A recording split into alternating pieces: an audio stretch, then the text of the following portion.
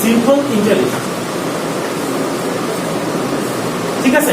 আরেকটা হচ্ছে compound interest, ওটা আমরা পরে আসতেছি। কিছু বেসিক কথা শুনে নিব, সূত্রগুলো সহজ এই চ্যাপ্টারে।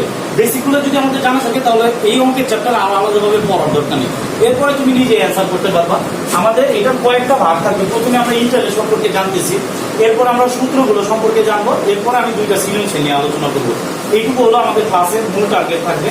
যেমন সিম্পল ইন্টারেস্টটা কি, আমাদের এইখানে ধরি আমরা কোনো ব্যাংকের থেকে 10,000 টাকা ধরে নিলাম, আমরা মনোযোগ দিব এখানে। আমরা ব্যাংকে 2000, সাপোজ ধরো এটা 2021 চলতেছে, রাইট। 10,000 টাকার উপরে যদি আমাদের 10% ইন্টারেস্ট হয়, তাহলে এক বছর পরে কত টাকা দিতে হবে? 1,000 টাকা। সাপোজ ধরো 2022 চলতেছে, 2022 আবার তুমি 10,000 টাকার উপরেও কত পার্সেন্ট ইন্টারেস্ট দিবা? 10%। তাহলে কত টাকা হবে? 1,000 টাকা। 2023 সালে আসার পরে তুমি 10,000 টাকার উপরে 10% ইন্টারেস্ট দিবা, তাহলে আরো দিতে হবে 1,000 টাকা। তাহলে সাপোজ ধরো 3 বছর পরে তোমার সুদ দিতে হবে কত টাকা? 3,000 টাকা। আর মেন টাকা তো তোমার অবশ্যই পরিশোধ করতে হবে 10,000 টাকা। তাহলে 3 বছর পরে মোট তোমার পরিশোধ করতে হবে 13,000 টাকা। এটার নাম হচ্ছে সিম্পল ইন্টারেস্ট। সিম্পল ইন্টারেস্ট কেন বলছি? যে প্রতি বছর 10,000 টাকার উপরেই আমরা সুদটা ধার্য করতেছি, এর জন্য এটা সরল সুদ, চক্রবৃদ্ধি সুদ না। এটা চক্রবৃদ্ধি সুদটা কি? সুদ এবং আসল দুইটারে যোগ করে যে সুদ গণনা করা হবে তাকে চক্রবৃদ্ধি সুদ বলে। আর সিম্পল ইন্টারেস্ট হলো প্রতি বছর মেইন যে টাকাটা থাকবে ওইটার উপরেই সুদ ধার্য করতে হবে। এই হলো চক্রবৃদ্ধি সুদ আর সরল সুদের মধ্যে পার্থক্য।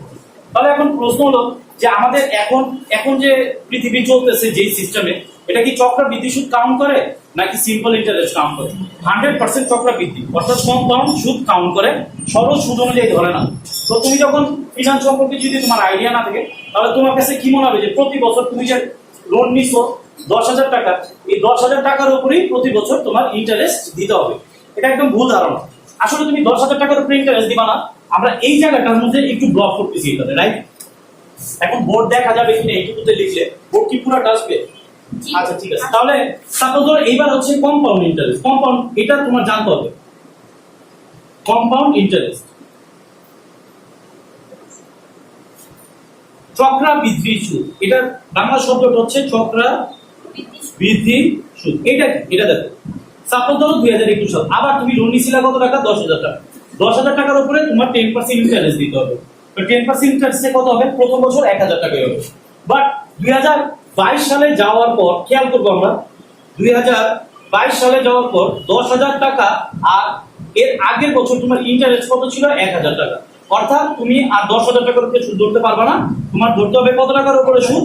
11,000 টাকার উপরে 10% ইন্টারেস্ট হবে, অর্থাৎ 1,100 টাকা। আবার 2023 সালে আমরা এইখানে আমরা কত টাকার উপরে, 2022 সালে আমরা কত টাকার উপরে সুদ ধরছিলাম? 11,000 টাকার। 11,000 টাকা হলো মেইন টাকা তোমার, আর ইন্টারেস্ট ছিল হলো 1,100 টাকা। তাহলে মোট 12,100 টাকার উপরে 10% ইন্টারেস্ট ধরতে হবে, অর্থাৎ 1200 মেবি 10 টাকা, 1210 টাকা, রাইট, ঠিক আছে। তাহলে একটু লক্ষ্য করি যে এখানে আমরা লক্ষ্য করলে দেখতে পারবো যে এখানে কিন্তু সুদের হার বাড়তেছে। তোমরা একটু খেয়াল করো যে এখানে তোমাদের সুদ হচ্ছে কত টাকা? সিম্পল ইন্টারেস্টের সুদ হচ্ছে 3,000 টাকা। আর তুমি যদি এখানে সুদটা কাউন্ট করো তাহলে 3,310 টাকা। তাহলে 310 টাকা বেশি সুদ আসতেছে চক্রবৃদ্ধি সুদে। কেন 310 টাকা বেশি আসতেছে জানো? কারণ তুমি প্রথম বছর 10,000 টাকার উপরে 10% সুদ ধরছো 1,000 টাকা। এরপরের বছর কিন্তু তুমি 10,000 টাকার উপরে ধরো নেই। সুদ আর আসল, সুদ হলো এটা আর আসল হচ্ছে 10,000 টাকা। যোগ করছো, যোগ করার পরে কত টাকা আসছে? 11,000 টাকা। 11,000 টাকার উপরে 10% ইন্টারেস্ট হচ্ছে, তাহলে কত হয়েছে? 1,100 টাকা। এরপরে বছর আসার পরে তুমি এর আগের বছর অর্থাৎ 2023 আসার পরে 2022 হচ্ছে তোমার আগের বছর। আগের বছর তুমি 11,000 টাকার উপরে 10% ইন্টারেস্ট ধরছিলা, তাহলে আগের বছরের টাকা যেটার উপরে সুদ চার্জ করা হয়েছে ওইটাই তোমার 23 সালের মেইন টাকা। তাহলে 11,000 টাকা আর তোমার সুদ ছিল 2022 সালে কত টাকা সুদ ছিল? 1,100 টাকা। এই দুটাকে যোগ করার পর আসছে কত? 22,100 টাকা। এইটার উপরে 10% ইন্টারেস্ট ধরতে হবে। তোমার বলে চক্রবৃদ্ধিকরণ প্রক্রিয়াটি ব্যাখ্যা করো, এরকম একটা কোশ্চেন আছে তোমার 2 মার্কসের জন্য। তুমি এভাবে লিখতে পারো, তুমি তোমার ভাষায় বানায় লিখতে পারো যে এইটুকু বুঝাতে যে পদ্ধতিতে সুদ এবং আসল যোগ করে সুদ ধার্য করা হয় তাকেই চক্রবৃদ্ধিকরণ পদ্ধতি বলে। যেমন 10,000 টাকার উপরে যদি আমরা প্রথম বছর 10% ইন্টারেস্ট 10% আমরা সুদ ধরি 1,000 টাকা হবে, পরবর্তী বছরে 10,000 টাকার উপরে সুদ না ধরে 11,000 টাকার উপরে সুদ ধার্য করতে হবে। জাস্ট একটু ডেমো দিয়ে দিলাম। তাহলে আমাদের দুইটা জিনিস আমরা পাইছি, যেগুলো আমাদের মেন বইতে আছে, এটা অ্যান্সারই হয়ে যায় যে বর্তমান মূল্যের সাথে ভবিষ্যৎ মূল্যের পার্থক্যকারী উপাদান কি, অ্যান্সারটা কি হবে, সুদের হার। 2 নাম্বার কথাটা কি পেলাম, চক্রবৃদ্ধিকরণ পদ্ধতি কাকে বলে? সুদ এবং আসল যোগ করে যেই সুদ গণনা করা হয় তাকেই চক্রবৃদ্ধিকরণ পদ্ধতি বলে। একটা ডেমো উদাহরণ তুমি দিয়ে দিতে পারো তোমার মতো করে। আচ্ছা, তাহলে আমরা যেটা নিয়ে আলোচনা করতেছিলাম, এখন দেখো তো আমাদের মেইন টাকা ছিল কত, 10,000, আর সুদ দিতে হবে 13,310 টাকা। তাহলে কত টাকা হচ্ছে, 13,310 টাকা আমাদের 3 বছর পরে পরিশোধ করতে হবে। আমি কি বুঝাইতে পারছি ব্যাপারটা? এটা আমাদের কি সিম্পল ইন্টারেস্ট, এটা কি কম্পাউন্ড ইন্টারেস্ট। ওকে, আমরা আমাদের জীবনে অথবা আমাদের যে সুদগুলো চলে, যে কোনো ব্যাংকে অথবা আর্থিক প্রতিষ্ঠানগুলো কোন সুদটা চার্জ করে, সিম্পল ইন্টারেস্ট চার্জ করে না কম্পাউন্ড ইন্টারেস্ট চার্জ করে? আচ্ছা ঠিক আছে, আমরা এট দ্য বিগিনিং, আমি প্রথমে বলছি, একদম প্রথম থেকে শুরু করছি। আমরা আগে ফিনান্সের জন্ম কেন এটা দেখাবো, ঠিক আছে? তো এখন ধরো 50 বছরেরটা বের করতে বলছে, বোর্ডে জায়গা হবে? 3 বছর করতে করতে আমাদের অর্ধেক বোর্ড ফিল আপ হয়ে গেছে। এর জন্য জন্ম হয়েছে ফিনান্স। এখন আমরা সিম্পল ইন্টারেস্টটা মুছে দিব, যাদের আরেকবার দেখতে হয়, ঠিক আছে, তারা এই বোর্ডটা দেখে নিবা, ঠিক আছে? আরো কিছু লিখতে হবে এই কারণে। আচ্ছা, তো আমরা মুছে দিচ্ছি।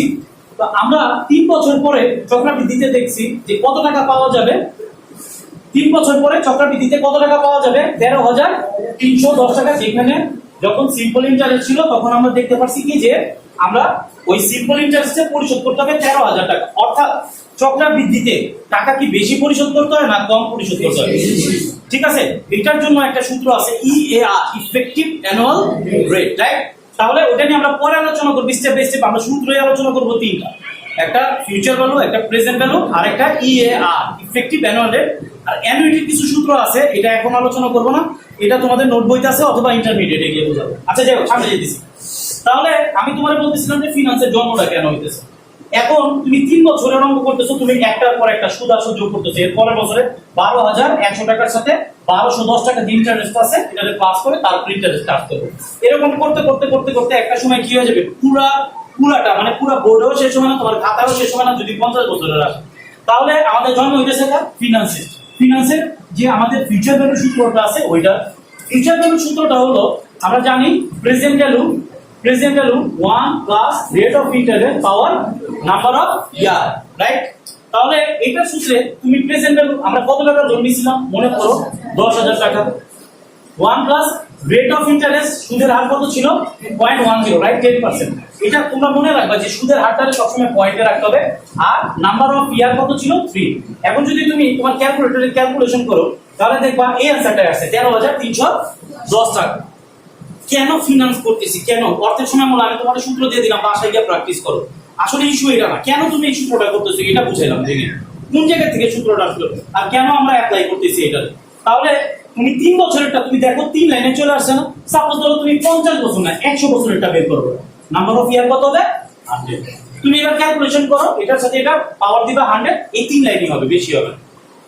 তোমরা আরেকটু করবা, এটা হচ্ছে এটার ক্যালকুলেশন করে যেটা আসবে ওটার সাথে এই অ্যান্সার, এই মানটা এখানে বসাবা, অর্থাৎ 4 লাইনে অঙ্কটা কমপ্লিট করো। ঠিক আছে, আমরা তো 3 লাইনে শেষ করছি, 3 লাইনে করলেও সমস্যা নাই, তারপরে তোমরা 4 লাইনে করবা। তাহলে এক্সামিনার দেখবে যে তুমি মানটা ঠিক মতো বের করতে পারছো নাকি, বসাইতে পারছো কিনা। তো যাই হোক, এই হচ্ছে আমাদের ফিউচার ভ্যালুর সূত্র। কারো কোনো সমস্যা আছে এই পর্যন্ত?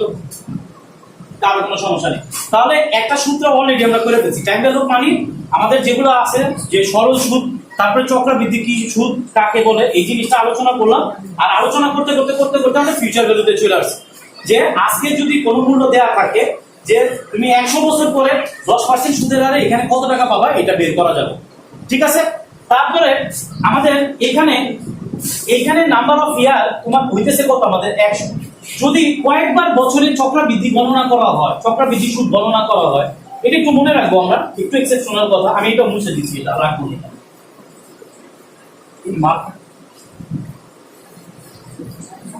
আচ্ছা যাই হোক, তো বছরে কয়েকবার চক্রবৃদ্ধি দিতে পারে।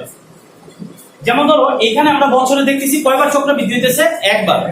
এখন বছরে একবার চক্রবৃদ্ধি হইতেছে, আর টোটাল কত বছরের অঙ্ক করতেছিলাম আমরা, সাপোজ ধরে 100 বছরের অঙ্ক করতেছিলাম, অথবা 3 বছরের 3 বছর। তবে বছরে 2 বারও চক্রবৃদ্ধি গণনা করা হইতে পারে।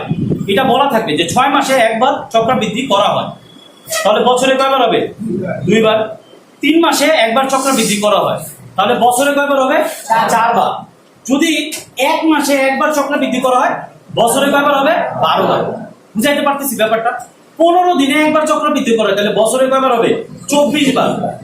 ঠিক আছে, প্রতিদিনে একবার করা হয়। 360 দিনও এক বছর করতে পারো, 365 দিনেও যদি এক বছর দাও কোনো সমস্যা নেই। ফিনান্স তোমার দুইটাই কারেক্ট, 360 দিয়েও করতে পারবা, 365 দিয়েও করতে পারবা, কোনো সমস্যা নেই। আর ফিনান্স করার সময় যে তোমার পাশে যে আছে তার সাথে তোমার অ্যান্সারটা মিলতেছে না, এটার সাথে কনফিউজ হওয়ার দরকার নেই। ধরো এই অঙ্কটাই যারা 360 দিয়ে করবে তাদেরটাও কারেক্ট, যারা 365 দিয়ে করবে তাদেরটাও কারেক্ট, কারণ দুইটারই অ্যান্সারটা ডিফারেন্ট আসবে। যাই হোক, যদি বছরে একাধিকবার চক্রবৃদ্ধি হয় সেই ক্ষেত্রে আমরা এইভাবে করে করব যে প্রেজেন্ট ভ্যালু 1, এখানে শুধু আই নিচে কি দিবা? এম, আর এন এর সাথে কোন হবে? এম। এম দিয়ে কি বোঝে? বছরে একাধিকবার চক্রবৃদ্ধি যদি হয় তাহলে এম আসবে বছরে একাধিকবার চক্রবৃদ্ধির সংখ্যা। এম দিয়ে এটা বুঝাইতেছে। সাপোজ ধরো এরকম কোশ্চেন আসলো যে 10,000 টাকা ব্যাংক থেকে লোন নেওয়া হলো, সুদ হচ্ছে 10%, 3 বছরের জন্য। যে কোশ্চেনটা আমাদের ছিল ওই কোশ্চেনটা দিয়ে বুঝাইতেছি। কিন্তু 6 মাসে একবার চক্রবৃদ্ধি গণনা করা হয়, মানে 6 মাসে একবার যদি হয় তাহলে বছরে কয়বার হবে? 2 বার। তুমি জাস্ট যা সূত্র আছে তাই থাকবে, আলাদাভাবে মুখস্থ করার দরকার নেই। রেট অফ ইন্টারেস্ট ছিল 0.10 অথবা 1 দিলেও হবে, ঠিক আছে। তারপর হচ্ছে এমটা আমরা জাস্ট কত দিব? 2। আর এন কত থাকবে আমাদের? এন হচ্ছে এন কত ছিল আমাদের যেন? সরি 3। আর এন কত ছিল? জাস্ট প্রেজেন্ট ভ্যালু কত ছিল আমাদের? 10,000 টাকা। মানগুলো বসাই দিবা, সেম জিনিস, সেম, কোনো পার্থক্য নেই। সূত্রটা কিন্তু এখন যদি আমরা আলাদাভাবে দেখি সূত্রটা মনে হইতেছে যে অনেক কিছু আছে, আসলে এই সূত্রের মধ্যে কিছু নেই। ফিউচার ভ্যালু সূত্রটা শিখলেই হয়। যখন একাধিকবার চক্রবৃদ্ধি হবে মুখস্থ করে রাখো, যেইখানে যেই সূত্রই হোক না কেন, তুমি যেইখানে আই পাবা ওইটার নিচে কি দিতে হবে? এম। আর যদি সূত্রে তোমার এন থাকে ওইটার সাথে গুণ করতে হবে কি? এম। মনে থাকবে না? এটা প্রেজেন্ট ভ্যালু সূত্র হোক, এটা ফিউচার ভ্যালু সূত্র হোক, এটা ইফেক্টিভ অ্যানুয়াল রেটের সূত্র হোক, এটা অ্যানুইটির সূত্র হোক, যেই সূত্রই হোক না কেন, তোমার যদি একাধিকবার চক্রবৃদ্ধি করা হয় তাহলে আই নিচে কি যাবে? এম। আর এম এর সাথে গুণ হবে এম। মনে থাকবে? এই হচ্ছে আমাদের ফিউচার ভ্যালু কমপ্লিট। আমরা এখন প্রেজেন্ট ভ্যালু সূত্রে চলে যাব। প্রেজেন্ট ভ্যালু আর ফিউচার ভ্যালু সূত্রটা আমি একদম পাশাপাশি লিখতেছি তোমাদের বোঝানোর জন্য। আচ্ছা যাই হোক, তাহলে প্রেজেন্ট ভ্যালু সূত্রটা কি? আমার প্রেজেন্ট ভ্যালু সূত্রটা আলাদাভাবে মুখস্থ করার দরকার নেই। ফিউচার ভ্যালু সামনে কি আসছে? Present value. তাহলে প্রেজেন্ট ভ্যালু সামনে কি যাবে? Future value. এটা কিন্তু গুণ অবস্থায় আছে, রাইট? এটারে কি করে দিবা? ভাগ করে দিবা। 1 plus rate of interest number of year. তো ফিউচার ভ্যালু নির্ণয় করাকে বলা হয় চক্রবৃদ্ধিকরণ। মনে থাকবে? ফিউচার ভ্যালু যখন তুমি বের করবা তখন এটাকে কি বলা হয়? চক্রবৃদ্ধিকরণ। আমরা কিছুক্ষণ আগে বলছিলাম চক্রবৃদ্ধিকরণ প্রক্রিয়াটি ব্যাখ্যা করো, তো তখন তুমি চক্রবৃদ্ধিকরণ প্রক্রিয়া মানে ফিউচার ভ্যালুটা ব্যাখ্যা করছো। যদি যদি তোমাকে বলে যে বাট্টাকরণ প্রক্রিয়াটা কি? বর্তমান মূল্য নির্ণয় করা কি বাট্টাকরণ প্রক্রিয়া বলা হয়। আর তোমাদের বইতে একটা কোশ্চেন আছে, শর্ট কোশ্চেন মেন বইতে আছে, যে বাট্টাকরণ প্রক্রিয়ায় অর্থের কোন মূল্যকে ভাগ করা হয়। খেয়াল করো একটু, বাট্টাকরণ প্রক্রিয়া মানে প্রেজেন্ট ভ্যালু, এই প্রক্রিয়া কোন মূল্যে ভাগ করা হয়? ভবিষ্যৎ মূল্যে ভাগ করা হয়। তুমি যদি এটা বুঝা পারো কোনোদিন বলবা না তুমি। আমার কাছে মনে হয় এটা আর পড়ারও দরকার নেই। বাট্টাকরণ প্রক্রিয়া মানে প্রেজেন্ট ভ্যালু, প্রেজেন্ট ভ্যালুতে কোন মূল্যকে ভাগ করা হয়? ফিউচার ভ্যালুতে ভাগ করা হয়, রাইট? তো এই হচ্ছে কোশ্চেন, আর এই হচ্ছে অ্যান্সার। আমাদের কোশ্চেনে এরকম থাকবে যে সাপোজ ধরো যে তুমি একটা মোটরসাইকেল কিনতে চাও, যার জন্য 5 বছর পর তোমার 5 লক্ষ টাকা দরকার। 10% সুদের হারে আজকে তোমার ব্যাংকে কত টাকা জমা রাখতে হবে? কোশ্চেনটা অনেক ধরনের হতে, আমি জাস্ট একটা ডেমো বললাম যে 5 বছর পরে আমার লাগবে 5 লাখ টাকা, আজকে লাগবে না 5 বছর পরে লাগবে। তার মানে ফিউচার ভ্যালু দেয়া আছে, আমাদের কি বের করতে হবে? Present value. একটা জিনিস মাথায় রাখবে, এখানে তো বাংলায় পুরোটা বোঝা যায়। যখন আমরা বিবিএ তে ক্লাসগুলো নিই তখন আমাদের সমস্যাটা হয় কি, কোশ্চেনটা বুঝা নিয়ে যে আমাদেরকে কোন ভ্যালুটা বের করতে বলবো, প্রেজেন্ট ভ্যালু বের করতেছে না ফিউচার ভ্যালু, কিছু বলা থাকে না। তাহলে তুমি একটা টেকনিক খাটাবে কি, যদি ফিউচার ভ্যালু দেওয়া থাকে তাহলে তোমার কি বের করতে হবে? Present value. আর প্রেজেন্ট ভ্যালু দেওয়া থাকলে তোমরা কি বের করবা?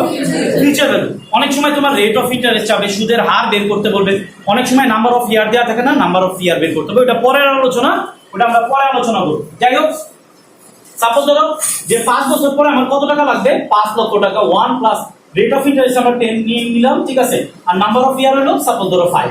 ক্যালকুলেশন করে যেটা হবে ওইটাই হবে প্রেজেন্ট ভ্যালু। তুমি আজকে কত টাকা ব্যাংকে জমা রাখলে 5 বছর পর তুমি 5 লক্ষ টাকা পাবা, এটা জানতে চাই প্রেজেন্ট ভ্যালু। ক্যালকুলেশন করবা একটু, কেউ ক্যালকুলেটর আছে? একটু দেখলে আমরা বুঝতে পারি। আচ্ছা থাক, এটা একজন পড়তে থাকো, আমার অ্যান্সারটা বলে দিই। তাহলে 5 লক্ষ টাকা পাবো কত বছর পরে আমরা? 5 বছর পরে। সুদের হার কত পার্সেন্ট হবে? 10%। তাহলে আজকে ব্যাংকে কত টাকা জমা রাখতে হবে? তাসকিন, তাসিন, আমাদের কি টাকা বেশি রাখতে হবে না কম রাখতে হবে? না, কম রাখতে হবে। তোমার দরকার হলো 5 লক্ষ টাকা, তুমি অল্প টাকা রাখলে বেশি টাকা পাবা, কারণ তুমি এর মধ্যে কত পার্সেন্ট সুদ পাবা? 10% সুদ পাবা না? একটু মনোযোগ দিই আমরা ক্লাসে, তাহলেই বোঝা যায়। তুমি অল্প টাকা রাখলেই তুমি বেশি টাকা পাবা, তা নাহলে এত আগে টাকা রেখে লাভটা কি? ঠিক না? যে তুমি যদি বেশি রাখো, 6 লাখ টাকা রাখবা তুমি ব্যাংকে, তুমি 5 লাখ টাকা পাবা। কোনোদিন ব্যাংকে টাকা রাখবা তুমি ব্যাংকে 6 লক্ষ টাকা রাখো, 5 বছর পরে তোমার 5 লক্ষ টাকা দিব আমি, নিবা তুমি? অর্থাৎ তুমি যদি কম টাকা রেখে বেশি টাকা পাও তাহলে তুমি ব্যাংকে রাখবা, এটা তো সাধারণ কথা। আর যদি তোমার বেশি টাকা রেখে কম টাকা পেতে হয় তাহলে তো তুমি কোনোদিন এই টাকাটা ব্যাংকে রাখবা না। যাই হোক, এখানে অ্যান্সার আসতেছে হচ্ছে 3,10,460 টাকা। 3,10,460 টাকা। 3,10,460 টাকা যদি তুমি প্ল্যান করে রাখতে পারো, তাহলেই তুমি 5 বছর পরে কত টাকা পেয়ে যাবা? 5 লক্ষ টাকা। সাপোজ ধরো যে আমি আমার সন্তানকে চাচ্ছি ডাক্তার বানাবো, তো ওই সময় 30 লাখ টাকা লাগবে। আমার কাছে 15 বছর সময় আছে। কত টাকা লাগবে আমার কাছে? আমার লাগবে 30 লক্ষ টাকা। তাহলে আমরা এখানে মানটা শুধু কত টাকা দিচ্ছি? 30 লক্ষ টাকা লাগবে। আর এটা হলো আমরা বছর সংখ্যা কত দিলাম? 15। আমরা যদি একটু প্ল্যান করতে পারি, কোন ব্যাংকে যদি আমরা রাখতে পারি টাকাটা, তাহলে আজকে আমাদের কত টাকা রাখতে হবে? তোমাদের জাস্ট এখানে মূল্যটা বের করবা 30 লক্ষ দিয়ে। দেখো তো একটু কত টাকা রাখতে হবে। 30 লক্ষ টাকা divide 1 plus rate of interest power number of year দিবা 15।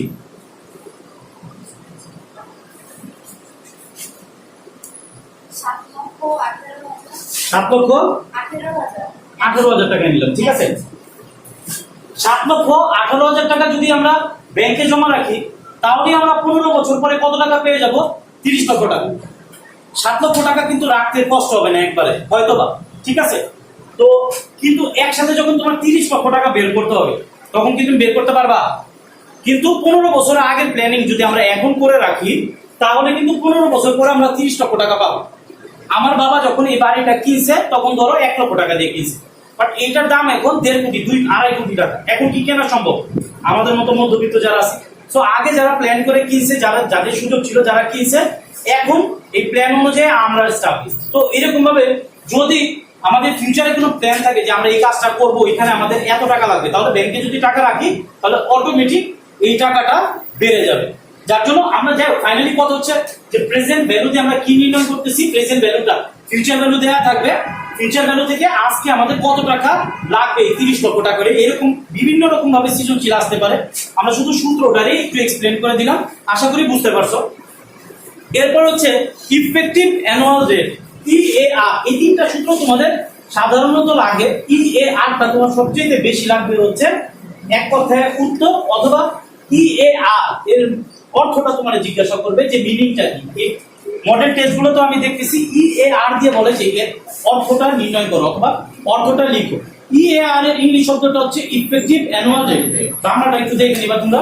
তাহলে ইএআর জিনিসটা কি?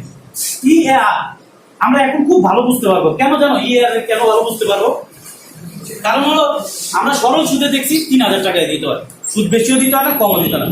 কিন্তু ওই একই টাকা 10,000 টাকার উপরে আমরা যখন সরল সুদ দেখছি, ওটাতে দেখতেছি যে সরল সুদে আমাদের চক্রবৃদ্ধি সুদে আরো কত টাকা বেশি দিতে হয়েছে? 310 টাকা। তার মানে সুদের হার আর 10% না, 10%-এর থেকে বেশি। সুদের হারটা 10%-এর থেকে বেশি হয়ে যায়, ঠিক আছে? এইটাই নির্ণয় করি আমরা ইএআর দিয়ে, ইফেক্টিভ অ্যানুয়াল রেট। এটা সূত্রটা কি আছে বইতে একটু দেখবা। আচ্ছা, এটা সূত্রটা আমি লিখে দিচ্ছি তোমাদেরকে বোর্ডে।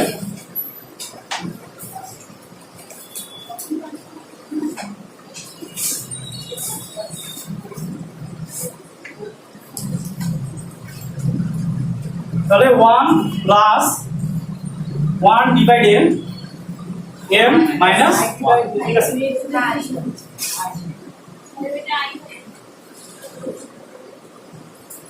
আচ্ছা, যাও ইফেক্টিভ অ্যানুয়াল রেট এই হলো সূত্র। তাহলে এখানে আমাদের 1 প্লাস উপরে রেট অফ ইন্টারেস্ট হবে, আর এখানে এমটা কেন দিছে? বছরে একাধিকবার চক্রবৃদ্ধি হলে আমরা জানি এম এর সাথে যেখানে আই থাকবে ওটার নিচে কি থাকবে? এম।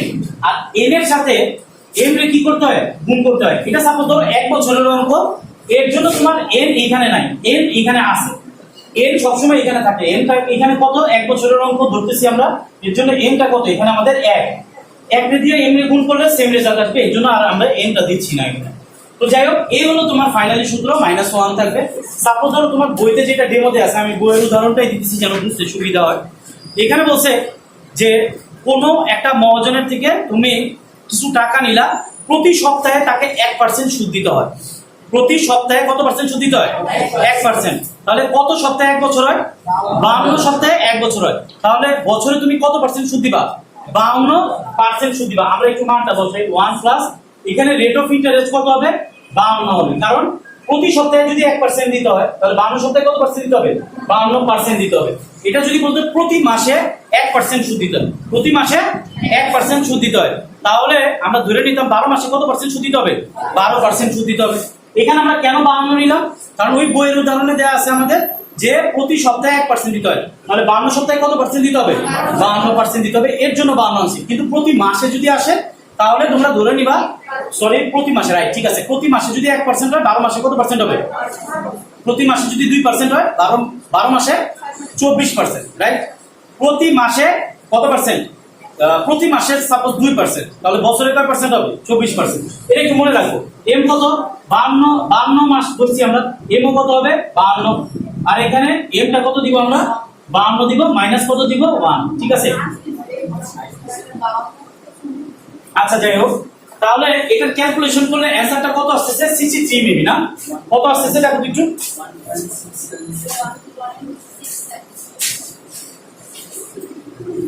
67.6 কত আছে, 7%, ঠিক আছে। এটা প্রকৃত সুদের হার। তোমার 52 সপ্তাহে কত পার্সেন্ট হওয়া উচিত, কি বের করলাম জানো, তুমি প্রতি সপ্তাহে দাও 1% সুদ, হিসাবে তোমার কত পার্সেন্ট সুদ দেওয়া উচিত, 52%। কিন্তু তুমি কত পার্সেন্ট সুদ দিচ্ছ, 67% ইন্টারেস্ট দিতেছো তুমি।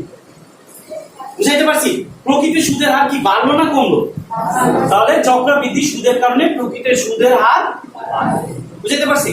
তাহলে এইটাও তোমার একটা, এই 3টা কোশ্চেনই সবচেয়ে বেশি আসার সম্ভাবনা আছে, কারণ আমাদের যে ডেমোটা দেওয়া আছে, উদাহরণটা দেওয়া আছে, ওইখানে এই 3টা সূত্র নিয়ে আলোচনা করা আছে। প্রথমটা হচ্ছে ফিউচার ভ্যালু, তারপরটা হচ্ছে প্রেজেন্ট ভ্যালু, তারপরটা হচ্ছে ইফেক্টিভ অ্যানুয়াল রেট। আচ্ছা, প্রেজেন্ট ভ্যালু আমি একটা জিনিস দেখাইতে ভুলে গেছি, আমি আরেকটু এখানে রাফ করে দিতেছি। এটা সূত্র ছিল future value 1 plus rate of interest power number of year N. তাহলে যদি ফিউচার প্রেজেন্ট ভ্যালু নির্ণয়ের সময় কি দিবা, এন দিবা আর এন এর সাথে গুণ করবা, ঠিক আছে, এটুকু মনে থাকবে। আমরা 2টা ধাপ শেষ করলাম। আমরা এই ধাপে দেখলাম যে আসলে ফিনান্সের জন্মটা কই থেকে হয়েছে, কেন সূত্রটা আমরা ব্যবহার করি, এবং আমাদের বইতে এসএসসি, যেহেতু এসএসসি বেস লেকচার এটা, তাহলে এসএসসিতে যে 3টা সূত্র আমাদের সবচেয়ে বেশি লাগবে, 3টা সূত্র দেখছি। এখন আমরা কিছু সৃজনশীল নিয়ে, 2টা সৃজনশীল অথবা 3টা সৃজনশীল নিয়ে আলোচনা করব। আমার একটা বই লাগবে,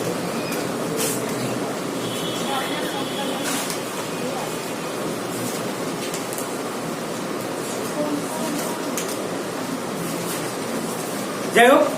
এখন আমাদের যে 2টা সৃজনশীল দেওয়া আছে, এই 2টা সৃজনশীল আলাদাভাবে মুখস্থ করার দরকার নেই।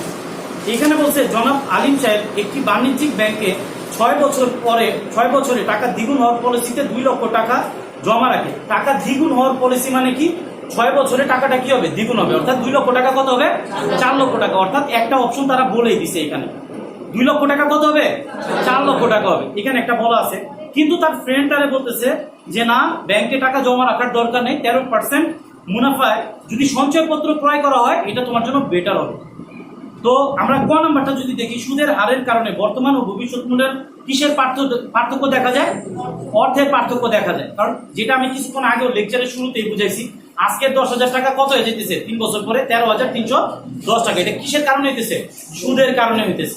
সুদের কারণে ভবিষ্যৎ মূল্য আর বর্তমান মূল্যের অর্থের পার্থক্য দেখা যায়।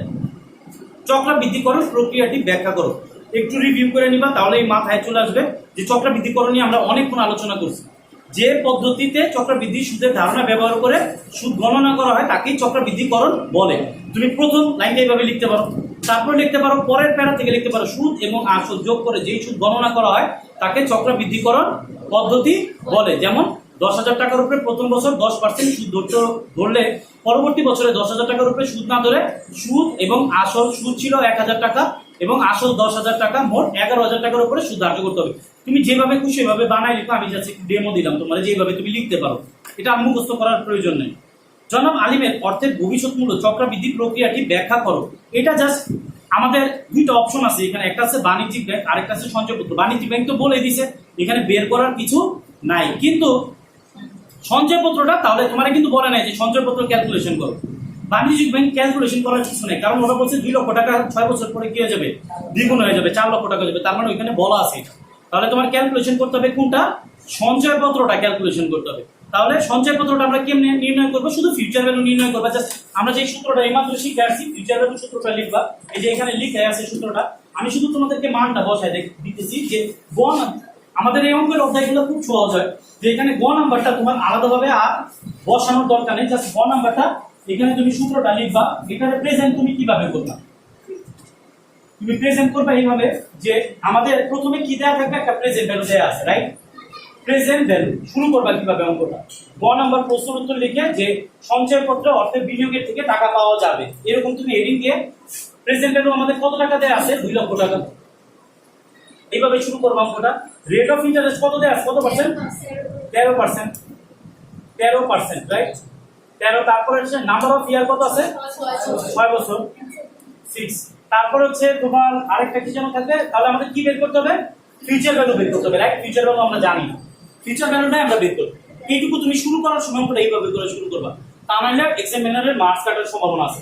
এরপরে লিখতে পারবা উইনোতে যে আমরা জানি ফিউচার ভ্যালু সমান সমান present value 1 plus rate of interest number of year. সূত্র যদি জানা থাকে, অঙ্ক যদি পারো, আর কিছু মুখস্থ করার দরকার নেই। তাহলে 2 লক্ষ টাকা যদি আমরা রাখি, 1 প্লাস রেট অফ ইন্টারেস্ট হইতেছে আমাদের 30, নাম্বার অফ ইয়ার কত হইতেছে আমাদের 6, তাহলে আসতেছে কত টাকা, 4 লক্ষ 16,390 টাকা, রাইট? 390 টাকা। দেখো, যদি বাণিজ্যিক ব্যাংকে তুমি টাকা রাখো তাহলে পাবা 4 লক্ষ টাকা, আর যদি তুমি সঞ্চয়পত্র ক্রয় করো তাহলে পাবা 4,16,390 টাকা। তাহলে এটা হলো তোমার গ নাম্বারের অ্যান্সার 3। তাহলে এই যে এই 7 পর্যন্ত তুমি আসলা না, 6 পর্যন্ত আসলা, সরি 1 2 3 6 পর্যন্ত আসলা, এই 6 পর্যন্ত তোমার কিচ্ছু মুখস্থ করার দরকার নেই, তুমি এমনি আসতে পারবে এটা, ঠিক আছে? তারপরে বলবে কম্পেয়ার করার জন্য যে জনাব আলিম সাহেব কোথায় বিনিয়োগ করবেন। তো কম্পারিজনে আমরা এখানে প্রথম অ্যান্সারটা যেহেতু বেরি করা আছে, ওটা বের করার দরকার নেই, আমরা দেখে বুঝতেছি যে জনাব আলিম সাহেব অবশ্যই সঞ্চয়পত্রে বিনিয়োগ করবেন। তো তুমি এটাকে কিভাবে শুরু করবা, জনাব আলিম সাহেবের সঞ্চয়পত্রে বিনিয়োগ লাভজনক হবে বলে আমি মনে করি, বাস তোমার মতামতটা প্রথমে দিয়ে শুরু করবা। তারপর তুমি তোমার ভাষায় লিখো যে জনাব আলিম সাহেব, কথা তো বেশি হবে না, বাড়ানোর চেষ্টা করো, কথা বাড়ানোর চেষ্টা করো। জনাব আলিম সাহেব 6 বছরে 2 লক্ষ টাকা 6 বছরের জন্য বাণিজ্যিক ব্যাংকে টাকা জমা রাখলে তিনি টাকা দ্বিগুণ হওয়ার পলিসিতে 4 লক্ষ টাকা পাবেন, কিন্তু তার বন্ধুর পরামর্শে যদি তিনি সঞ্চয়পত্র ক্রয় করেন 13% মুনাফায় তিনি 4,16,390 টাকা পাবেন। গ থেকে আনিত, এভাবে লিখলাম। অর্থাৎ সঞ্চয়পত্র ক্রয় করলে তিনি 4,16,390 মাইনাস 4 লক্ষ, তাহলে কত টাকা তুমি এটা মাইনাস করে দেখাবা। মাইনাস করার পরে বলবা, ব্র্যাকেট দিয়ে আটকে বলবা 16,390 টাকা তিনি বেশি পাবেন সঞ্চয়পত্রে বিনিয়োগ করলে। তাহলে লাস্ট উপসংহার দিয়ে দাও, তাহলে মিস্টার আলিম সাহেবের সঞ্চয়পত্রে বিনিয়োগে বেশি লাভবান হবে, ওনার সঞ্চয়পত্রে বিনিয়োগ লাভজনক হবে বলে। গ নম্বর মুখস্থ করার দরকার নেই। আসতেছি 2 নম্বরে। 2 নম্বর আর 1 নম্বর একদম পাশাপাশি, বাট এখানে সমস্যাটা হচ্ছে, এই সমস্যাটা আমরা একটু পরে দেখতেছি। ফরহাদ সাহেব 10 লক্ষ টাকা 10% সুদে 10 বছরের জন্য পদ্মা ব্যাংকে জমা রাখতে চান। তাহলে তাদের কাছে কত টাকা আছে, ফরহাদ সাহেবের কাছে 10 লক্ষ টাকা আছে, উনি 10% ইন্টারেস্ট পাবেন, আর 10 বছরের জন্য উনি পদ্মা ব্যাংকে জমা রাখতে চাচ্ছেন টাকাটা। এরপরে তার স্ত্রী তাকে বলতেছে, যদি এখানে 10 লক্ষ টাকা ওইখানে না জমা রেখে যদি এটা পৌরসভায় একটা জমি কিনা হয়, জমিটার দাম 8 বছর পরে দ্বিগুণ হয়ে যাবে। ওইখানে 10 বছর রাখলে কত টাকা পাওয়া যাবে বলতেছে। আর এখানে একটু লক্ষ্য করবো কোন জায়গায় পার্থক্যটা, ওনার ওয়াইফ যে তাকে বলতেছে যে জমিটা কিনলে কত বছর পরে টাকাটা দ্বিগুণ হয়ে যাবে, 8 বছর পরে টাকাটা দ্বিগুণ হয়ে যাবে। তাহলে পদ্মা ব্যাংকের সাথে এটাকে কি কম্পেয়ার করা যায়? এটা কি কম্পেয়ার করা যাবে না। কারণ হচ্ছে পদ্মা ব্যাংকের ওইখানকার হিসাব আছে 10 বছর আর এখানকার হিসাব আছে কত? 8 বছর। তার মানে যখন 4 নম্বর অর্থাৎ গ নম্বরে যখন আমরা অ্যান্সার করতে যাব তখন দুইটারই ক্যালকুলেশনটা আমাদের দেখাইতে হবে। যাক আমরা স্টেপ বাই স্টেপ পারি। তো স্ত্রী তারা বলতেছিল কি আমরা আবার ওইখান থেকে করব 8 বছরে জমির মূল্য দ্বিগুণ হবে এবং জমি থেকে আরো অতিরিক্ত আয় হবে কত টাকা? 2 লক্ষ টাকা। যাই হোক, তো আমাদের প্রথমটা বাট্টাকরণ প্রক্রিয়া অর্থের কোন মূল্যকে ভাগ করা হয়? আমরা বাট্টাকরণ প্রক্রিয়া মানে কি প্রেজেন্ট ভ্যালু, আমি কিছুক্ষণ আগে দেখাইছি। বাট্টাকরণ প্রক্রিয়া ফিউচার ভ্যালুকে ভাগ করা হয় অর্থাৎ ভবিষ্যৎ মূল্যকে ভাগ করা। মনে থাকবে না? এটা মুখস্থ করার দরকার আছে। আমি আশা করি এগুলো তোমাদের আর মুখস্থ করা লাগবে না। অর্থের বর্তমান ও ভবিষ্যৎ মূল্যের পার্থক্যকারী উপাদান কি? সুদের হার। ওইখানে বলছো অর্থের পার্থক্য দেখা যায় আর এখানে কি বলা? সুদের হারের কারণে বর্তমান মূল্যের সাথে ভবিষ্যৎ মূল্যের পার্থক্য দেখা যায়। পদ্মা ব্যাংকের শর্ত অনুযায়ী জনাব ফরাদের অর্থের ভবিষ্যৎ মূল্য নির্ণয় করো। তো এটা হলো তুমি ওই আমাদের পদ্মা ব্যাংকের শর্ত অনুযায়ী ভবিষ্যৎ মূল্য নির্ণয় করতে বলছে। জাস্ট গ নাম্বার দিয়ে তুমি সেম একই জিনিস, আমি শুধু এখান থেকে টাকার মানটা সুদের হার আর বছরগুলো মুছে দিতেছি। একই জিনিস একইভাবে করবা। ক তোমার 1 নাম্বার প্রশ্নের উত্তরের গ আর তোমার 2 নাম্বার প্রশ্নের উত্তরের গ, দুইটা সেম অ্যান্সার। ঠিক আছে, একইভাবে শুরু করবা। প্রেজেন্ট ভ্যালু ওইখানে ছিল হলো তোমার 2 লক্ষ টাকা, এখানে কত টাকা আছে? 10 লক্ষ টাকা। সুদের হার ওইখানে ছিল 13%, এখানে আছে 10%। নাম্বার অফ ইয়ার ওইখানে ছিল হলো তোমার 6 বছর আর এখানে কয় বছর আছে? কত বছর? 10 বছর। আর এখানে তোমার ফিউচার ভ্যালু নির্ণয় করতে হবে 1 plus rate of interest power number of year. এখানে প্রেজেন্ট ভ্যালু কত দাও? 10 লক্ষ টাকা। এরপরে 1 প্লাস রেট অফ ইন্টারেস্ট 10% আর তোমার বছর সংখ্যা কত হবে ক্যালকুলেশন করে যেটা আসে। গ নাম্বার কমপ্লিট। অর্থাৎ গ নাম্বার পারার জন্য আমার আলাদাভাবে কোন সূত্র শেখার কোনো প্রয়োজন নাই, মুখস্থ করার দরকার নেই। ফ্রিতে তোমার কত হইতেছে 6 পর্যন্ত চলে আসছি আমরা।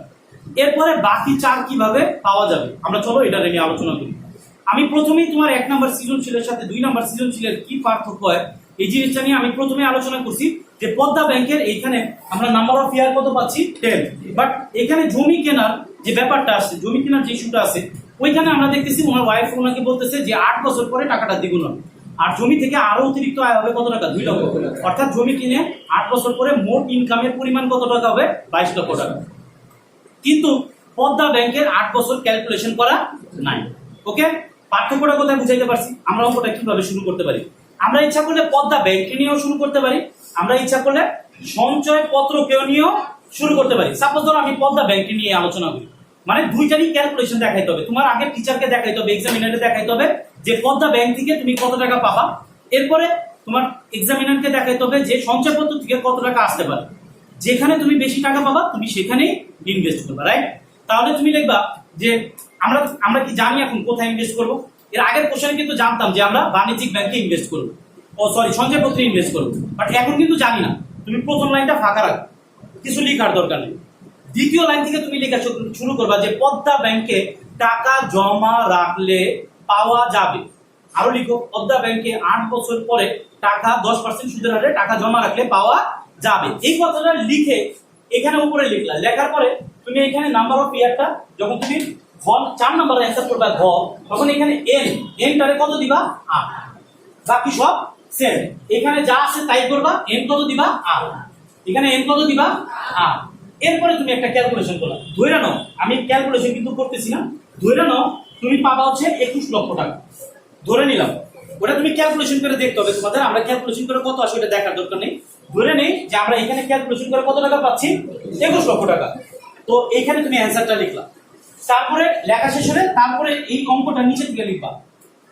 মিস্টার করি অন্য দিক দিয়ে শুরু করতে পারো। অ্যাড করি যে অন্যদিকে মিস্টার ফরাদ সাহেব যদি জমি ক্রয় করেন 8 বছর পরে জমির দাম 10 লক্ষ টাকা দ্বিগুণ হয়ে 20 লক্ষ টাকা হয়ে যাবে এবং জমি থেকে আরো অতিরিক্ত আয় হবে 2 লক্ষ টাকা। অর্থাৎ 8 বছর পরে জমি থেকে মোট আয়ের পরিমাণ হবে 22 লক্ষ টাকা, যেখানে পদ্মা ব্যাংক থেকে 8 বছর পরে পাওয়া যাবে 21 লক্ষ টাকা।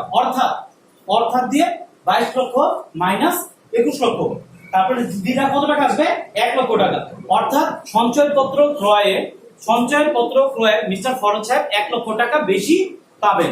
তাহলে তুমি উপরে লাইনে যেটা ফাঁকা রাখছিলা, জনাব ফরদ সাহেবের অর্থ বিনিয়োগের ক্ষেত্রে জমি ক্রয়ের সিদ্ধান্তটি লাভজনক হবে বলে আমি মনে করি উপসংহার এটা দিয়ে শেষ করে দিচ্ছি। এখন প্রেজেন্টেশনটা তোমার কি হবে এটা তুমি বুঝে তারপরে করবা।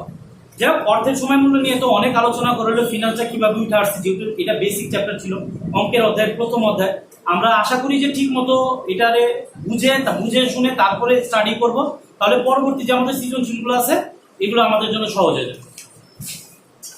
শেষ করুন।